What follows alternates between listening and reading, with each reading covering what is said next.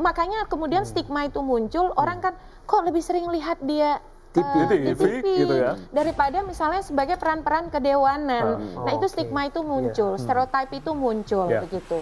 Nah bagaimana dengan 2024? Pemilih kelompok muda kita yang tadi 50,8% itu, mereka punya ketertarikan pada isu-isu kontemporer, anti korupsi, perubahan iklim, lapangan kerja. Jadi ini juga yang harus bisa dijawab oleh teman-teman artis ini. Jadi bukan termasuk olahraga.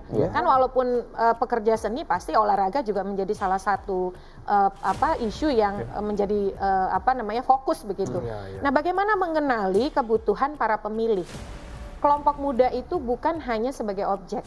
Bukan hanya yang suaranya dipungut di hari H. Tetapi bagaimana menjadikan mereka subjek yang hadir betul-betul menjadi aktualisasi kebijakan yang dibawa oleh kawan-kawan bacalek ini. Ini bukan hanya kepada artis ya, tetapi kepada semua.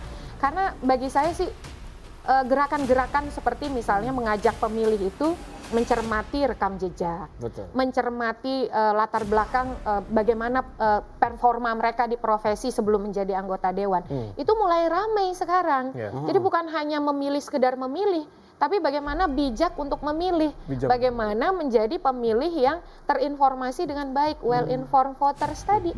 Jadi itu yang juga diharapkan dari teman-teman para bacalek ini, bagaimana membuat pemilih kita berdaya. Karena kalau pemilih kita nggak berdaya, mohon maaf ya, tadi kan bawa 7 cincin, 2 diminta. Kan kita nggak mau yang begitu ya. Karena salah satu tantangan terbesar pemilu kita adalah pemilu yang transaksional. Tetapi rata-rata kalau dia pilih artis, biasanya dia nggak melibatkan transaksi. Nah, ini yang sebenarnya semangat atau kemudian perilaku pemilih yang perlu dijaga oleh teman-teman. Jadi biasanya kalau dia pilih artis itu karena misal contoh, ya saya nggak kenal yang lain, saya taunya dia.